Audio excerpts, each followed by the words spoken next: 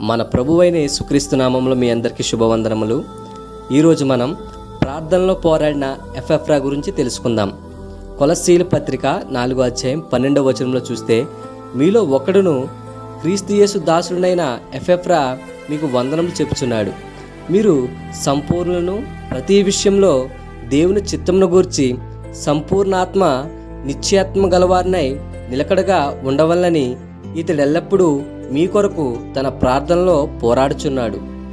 మనం ఉపోద్ఘాతం చూసినట్లయితే విగ్రహ సంబంధమైన మూఢాచారాలు చేరువున్న అన్యమత తత్వ సిద్ధాంతాల అపాయంలో కొలస్సీలో ఉన్న క్రైస్తవులు ఉన్నారనే చింత ఎఫెఫ్రాకు ఉందని కొలస్సీ లేఖ ద్వారా స్పష్టంగా కనిపిస్తుంది. కొలస్సీ సంఘస్థులు ఎంత ప్రమాదకరమైన పరిస్థితుల్లో జీవిస్తున్నారో, ఆ పరిస్థితులు ఎంత అపాయకరమైనవై ఉన్నాయో ఎరిగినవాడే ఎఫెఫ్రా వారి ఆత్మీయ సంక్షేమం ఎడల ప్రేమపూర్వకమైన శ్రద్ధను చూపించాడు. వారి విషయాలని కులంకషంగా పౌలుకు చెప్పి ఆయన సలహాను అర్థించాడు. దీన్ని బట్టి చూస్తే ఎఫెఫ్రా నమ్రత గల వ్యక్తి చెప్పవచ్చు.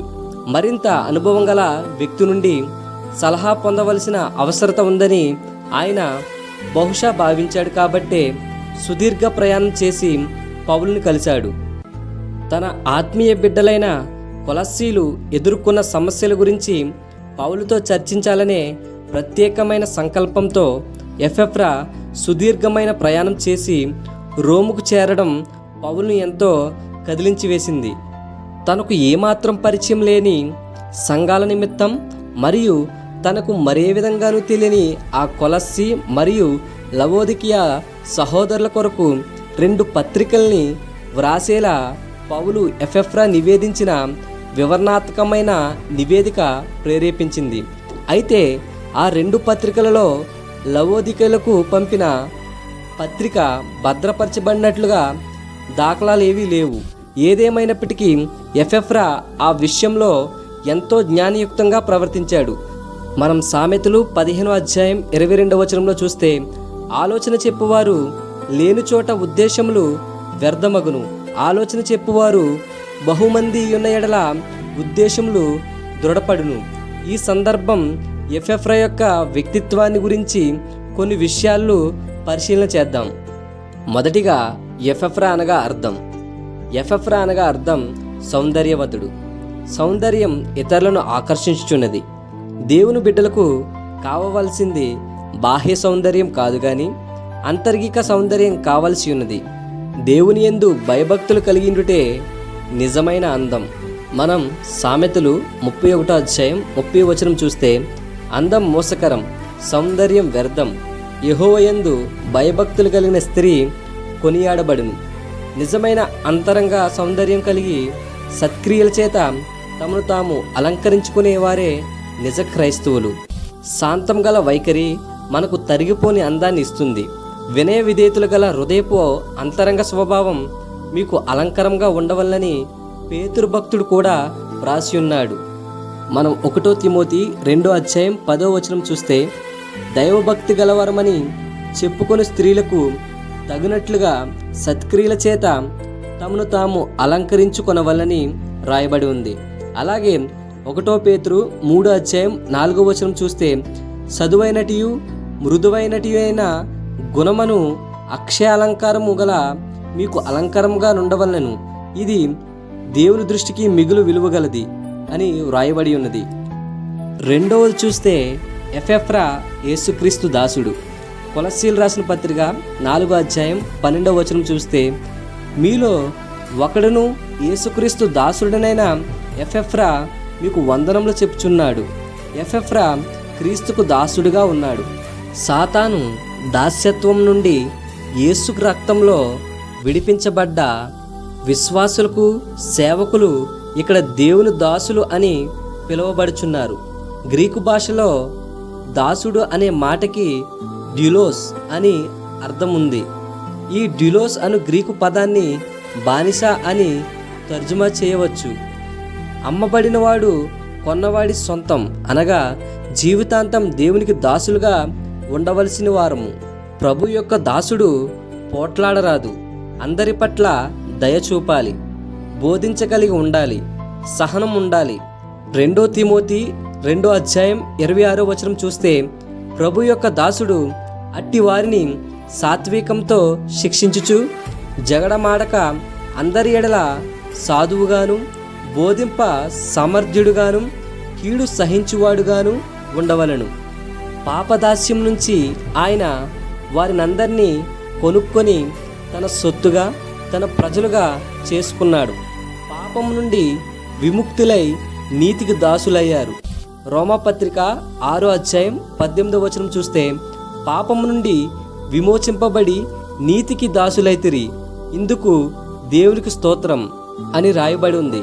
ఒకప్పుడు దేవుళ్ళు కాని వారికి దాసులైన వారు ఇప్పుడు నిజ దేవునికి అనగా మన ప్రభు అయిన యేసుక్రీస్తుకు దాసులుగా జీవించాలి. అలాగే రోమాపత్రిక 6:22 చూస్తే, అయినను ఇప్పుడు పాపము నుండి విమోచింపబడి దేవునికి దాసులైనందున పరిశుద్ధత కలుగుటయే మీకు ఫలం, దాని అంతము నిత్యజీవం అని రాయబడి ఉంటుంది. అలాగే 1 పేతురు 2:16 చూస్తే, స్వాతంత్రులై ఉండి దుష్టత్వముకు కప్పిపెట్టుటకు మీ స్వాతంత్రమును వినియోగపరచక దేవునికి దాసులమని లోబడి యుండుడి అని రాయబడి ఉంటుంది. ఇక 3వదిగా చూస్తే, ప్రియుడైన ఎపెఫ్రా. ప్రియుడు అనగా ప్రేమింపబడినవాడు. కొలస్సీలోని సహోదర సహోదరులకు ప్రేమను పొందినవాడుగా ఎపెఫ్రా ఉన్నాడు. మనం ఇతరులను ప్రేమను పొందినవారుగా ఉండాలి. పౌలు భక్తుడు కూడా మా ప్రియుడు అని ఎపెఫ్రా గురించి చెప్పుచున్నాడు. కొలస్సీలు రాసిన పత్రిక 1:7 చూస్తే, ఎపెఫ్రా అను మా ప్రియుడైన తోటి దాసుని వలన మీరు ఈ సంగతులను నేర్చుకుంటురి. ప్రియ దేవుని బిడ్డలారా, సంఘస్థుల ప్రేమను పొందుకునే రీతిగా దైవజనులు ఉండాలి అనే సత్యాన్ని ఎపెఫ్రా జీవితం మనకు తెలియజేస్తుంది. కొలస్సీ సంఘస్థులు తనను ఎంతగా ప్రేమించారో ఎపెఫ్రా పౌలుకు వివరించాడు. కొలస్సీలు రాసిన పత్రిక 1:3 చూస్తే, పరిశుద్ధులందరి మీద మీకున్న ప్రేమను గూర్చి మేము విని అని వ్రాయబడి ఉంటుంది. యేసు ప్రవచించినట్లుగా అనేక మంది ప్రేమ ఈ దినాల్లో చల్లారిపోచున్నది. ఎక్కడ చూస్తే అక్కడ అనేక్యత మరియు ప్రేమరాహిత్యం నేటి అల్లకల్లోల మానవ జాతికి గుర్తుగా ఉన్నాయని మత్తయి సువార్త 24:12 చూస్తాం. అనేక్యత మరియు ప్రేమరాహిత్యంలో నిండి ఉన్న లోకంలో దుష్టుడు సహోదరుల మధ్య లోకాత్మను విత్తడం ద్వారా వారి ప్రేమను ఐక్యతను చెడగొట్టడానికి ప్రయత్నిస్తుంటాడు. మన కొలస్సీలు 2:2 చూస్తే, ప్రేమయందు అతకబడిన వారే ఉండండి అని మనకు దేవుడు చెప్తున్నాడు. ఇక మనం 4వదిగా చూస్తే, ఎపెఫ్రా ఆత్మీయ జీవితంలో నిలకడగలిగిన వాడు. తనకు మాదిరిగానే కొలస్సీలోని సహోదర సహోదరీలు ప్రతి విషయంలో కూడా దేవుని చిత్తమును గూర్చి సంపూర్ణాత్మ నిత్యత్వం గలవారై నిలకడ ఉండవల్లని ఎపెఫ్రా కోరుకొనుచున్నాడు. కొలస్సీలు రాసిన పత్రిక 4:12 చూస్తే, మీరు సంపూర్ణులను ప్రతి విషయంలో దేవుని చిత్తమును గూర్చి సంపూర్ణాత్మ నిశ్చత గలవారై నిలుకడగా ఉండవల్లని ఇతడెల్లప్పుడూ మీ కొరకు తన ప్రార్థనలో పోరాడుచున్నాడు. కొలస్సీలు తప్పుడు బోధకు లోనై దారి తప్పినప్పటికీ ఎపెఫ్రా తాను మాత్రం నమ్మిన సిద్ధాంతంపై నిలబడ్డాడు. అవసరమైతే జైలుకు కూడా ఎపెఫ్రా వెళ్ళాడు, కానీ తన దారి మార్చుకోలేదు. దారి తప్పిన కొలస్సీలను తిరిగి ప్రభు దారిలోనికి తీసుకొని వచ్చాడు. ఇది తన ఆత్మీయ బిడ్డల పట్ల దైవజనుడైన ఎపెఫ్రాకు ఉన్న ఆసక్తికి ప్రతిబింబిస్తుంది. నిలకడ అనేది పరిపక్వతను చూపించుచున్నది. తన క్రైస్తవ సహోదర సహోదరులు స్థిరత్వాన్ని, పూర్ణ క్రైస్తవ పరిపక్వతను పొందాలని ఎపెఫ్రా హృదయపూర్వకంగా అభిలాషించాడు. అలాంటి ఆత్మీయ మనసు కలిగిన సహోదరుడు సంఘంలో ఉండటం ఎంత ఆశీర్వాదకరమై ఉండి ఉండవచ్చు కదా. ఇక 5వది, ఎపెఫ్రా ప్రార్థనాపరుడు. ఎపెఫ్రా రోమాలో పౌలుతో బాటుగా చెరసాల్లో ఉన్న అతని మనసంతా కొలస్సీ సంఘం మీదే ఉన్నది. కొలస్సీలోని తోటి విశ్వాసుల గురించి ఎపెఫ్రా ఎంతగానో ఆలోచిస్తూ ఉన్నాడు. వారు తప్పుడు బోధలకు లొంగకూడదని వారి గురించి ప్రార్థన చేస్తున్నాడు. అది గమనించిన పౌలు తన ఉత్తరంలో ఈ విధంగా వ్రాశాడు. కొలస్సీలు రాసిన పత్రిక 4వ అధ్యాయం 12వ వచనం చూస్తే, ఇతడు ఎల్లప్పుడూ మీ కొరకు తన ప్రార్థనలో పోరాడుచున్నాడు.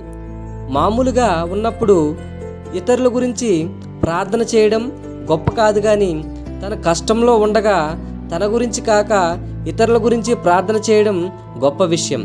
ఎపెఫ్రా తన చెరసాలలో ఖైదీగా శ్రమ అనుభవిస్తూ అమూల్యమైన విశ్వాసాన్ని పొందిన తోటి సహోదరుల కోసం ఎపెఫ్రా ప్రార్థించడం గొప్ప విషయం. పౌలు ఆయన్ని తోటి ఖైదీ అని పిలిచాడంటే ఎపెఫ్రా కూడా కష్టాలు ఉన్నాయని అర్థమవుతుంది.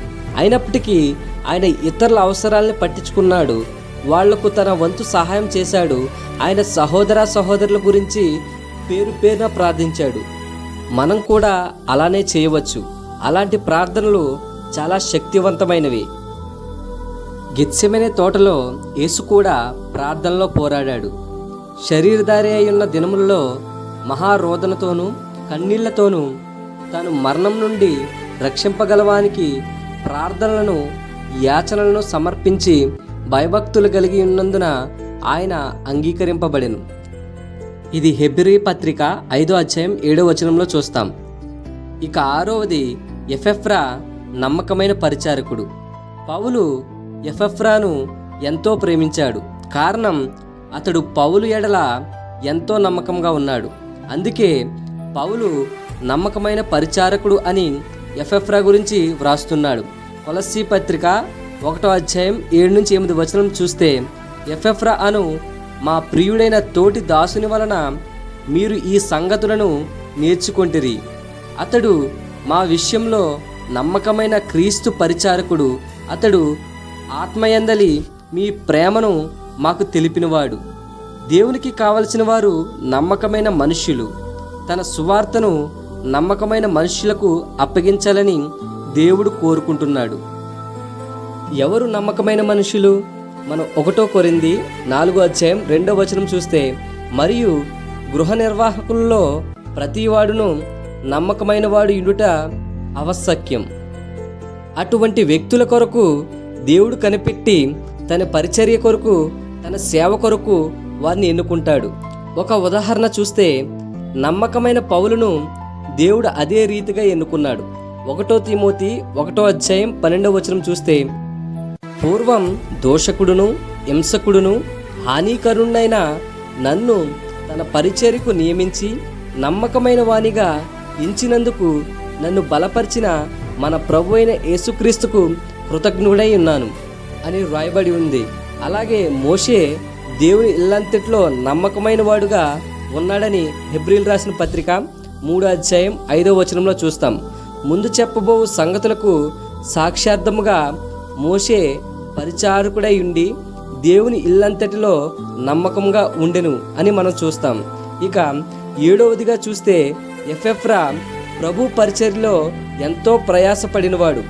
బహు ప్రయాసపడుచున్నాడని తన తోటి పనివారిని అపోస్తుడైన పౌలు చెప్పడమే ఎపెఫ్రా ఎంత ఒక చురుకైన సువార్థికుడు అని విషయాన్ని సూచిస్తుంది. కొలస్సీలు రాసిన పత్రిక 4వ అధ్యాయం 13వ వచనం చూస్తే, ఇతడు మీ కొరకును లవోదిక వారి కొరకు హియోరోపోలి వారి కొరకును బహు ప్రయాసపడుచున్నాడని ఇతని గురించి సాక్ష్యమిచ్చుచున్నాడు. దేవుని బిడ్డలైన వారు ఆత్మల రక్షణ కొరకు ప్రయాసపడవలసి ఉన్నది. వారి మీద ఎంత భారం మోపబడి ఉన్నది. ఈ సందర్భం ఆత్మల రక్షణార్థం పౌలు పడిన ప్రయాస మన జ్ఞాపకం చేసుకోవాలి. 2 కొరింథీ 11వ అధ్యాయం 23-27 వచనంలో పౌలు యొక్క ప్రయాస ఎలా ఉన్నదో చెప్పుచున్నాడు.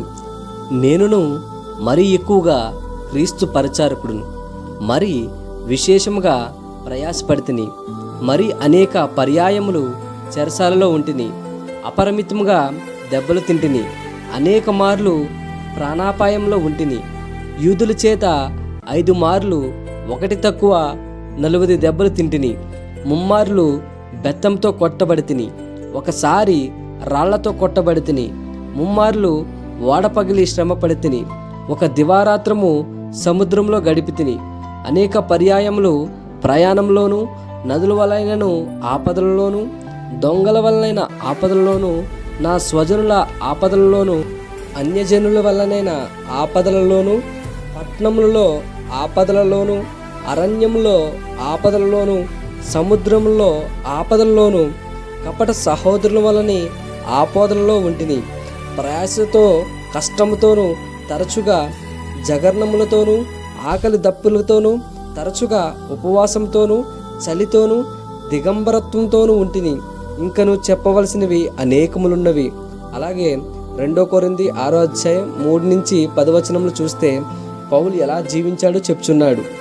మా పరిచర్య నిందింపబడకుండు నిమిత్తము ఏ విషయంలోనైనను అభ్యంతరమేమీ కలుగజేయక, శ్రమల యందును, ఇబ్బందుల యందును, ఇరుకుల యందును, దెబ్బల యందును, చెరసాలలోను, అల్లరుల్లోను, ప్రయాసంలోను, జాగరంలోను, ఉపవాసంలోను మిగుల ఓర్పు గలవారమై, చనిపోచున్న వారమైనట్లుండి ఇదిగో బ్రతుకుచున్నవారము, శిక్షింపబడి వారమైనట్లుండి చంపబడిన వారము, దుఃఖింపబడి వారమైనట్లు ఎల్లప్పుడూ సంతోషించున్నవారము, దరిద్రులమైనట్లుండి అనేకులకు ఐశ్వర్యం కలిగించువారము, ఏమీ లేనివారమైనట్లుండి సమస్తమును కలిగిన వారము.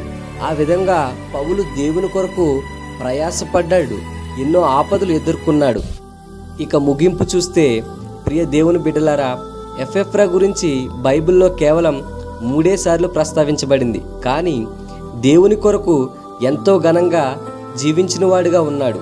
పౌలు లాంటి వారి ద్వారా ఘనమైన సాక్ష్యాన్ని పొందినవాడు. కొలస్సీ పత్రిక 4:13 చూస్తే ఇతని గురించి సాక్ష్యమిచ్చుచున్నాడు.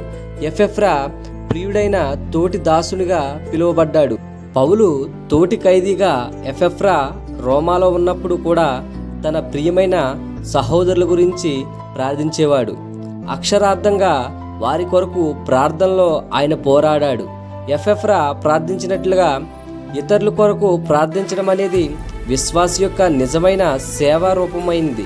ఆత్మీయంగా కానీ లేక భౌతికంగా కానీ విభిన్నమైన అపాయాల్ని లేక కష్టాలని ఎదుర్కొంటున్న దైవజనుల ఎడల శ్రద్ధను కనపరుస్తూ వాని గురించి కూడా ప్రార్థించవలసిన బాధ్యత మన మీద ఉన్నది. ఈ విధంగా కృషి చేయడం ద్వారా మనం కూడా ఎపెఫ్రా వలె ఉండగలం. కొలస్సీలు మాదిరిగా మనం కూడా ఎపెఫ్రా లాంటి దైవజనుల గురించి అనేక సంగతులు నేర్చుకొని మన విశ్వాసాన్ని బలపరచుకోవాలి. కొలస్సీలు రాసిన పత్రిక 1:7 ఎపెఫ్రాను మా ప్రియుడైన తోటి దాసుని వలన మీరు ఈ సంగతులు నేర్చుకుంటారు అని రాయబడి ఉంది.